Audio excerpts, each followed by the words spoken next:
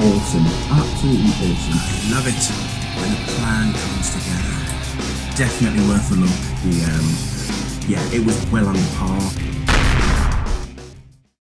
Alright, hello everybody, how is everyone doing? Good Friday 2012, so hope you're all having a fantastic long weekend, week off, whatever you're doing. Anyway, so I'm here to review the latest Henry Cavill movie. Yes, that's right, I'm calling it a Henry Cavill movie. The Cold Light of Day, which also stars Bruce Willis and Sigourney Weaver.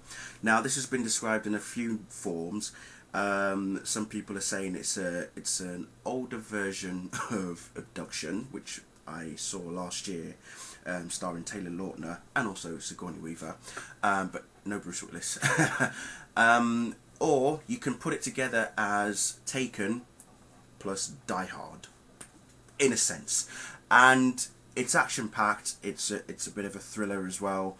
Basically, the story goes: Henry's character Will is away on holiday. Well, he goes to visit his family who live in Spain for a week's holiday, and his dad has a massive yacht, and they go sailing, and then Will decides to venture into town. When he gets back, the boat's not where it's supposed to be. When he finds the boat, well, his family are missing.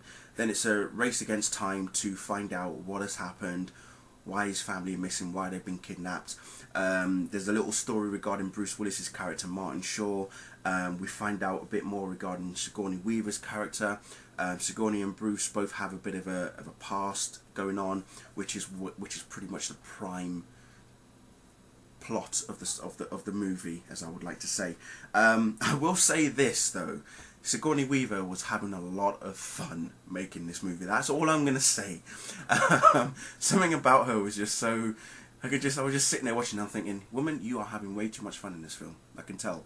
Henry Cavill, let me just take a moment, right? A lot of people, obviously he's going to be the new Superman in Man of Steel, which is out next year.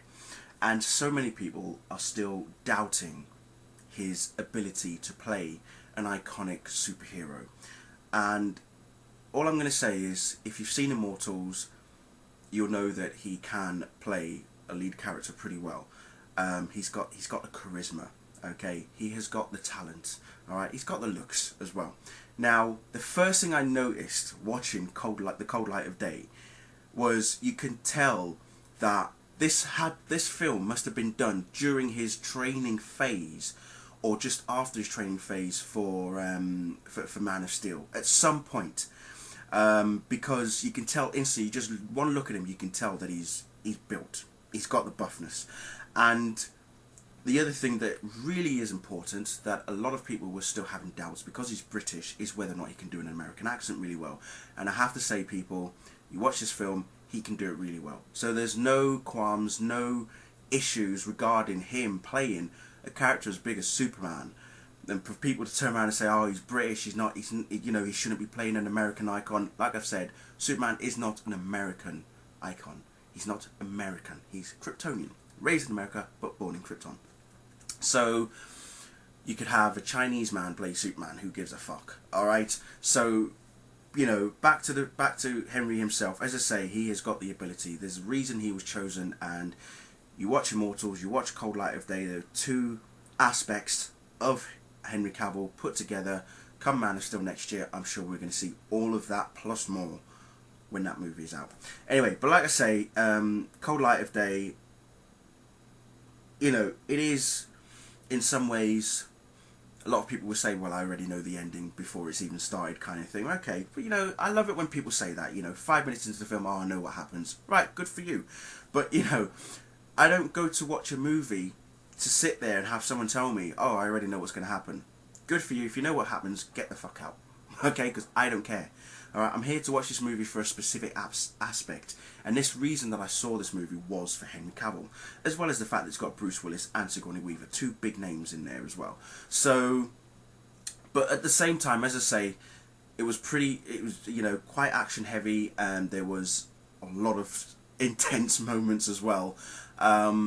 So yeah, a really good film. But like I say, if you go to see this film, ideally for people who want to see what Cavill is like before he plays Superman, you know, this is your chance. I mean, as well as Immortals, but this is your other chance as well.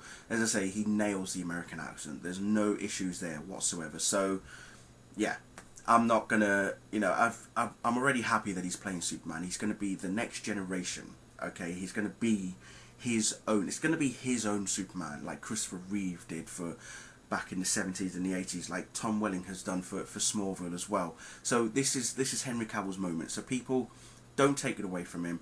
Don't drag him down. Don't, you know, berate him when the film has not even been released. Okay, I'm getting people telling me, oh, this movie is going to be terrible. Why is it going to be terrible?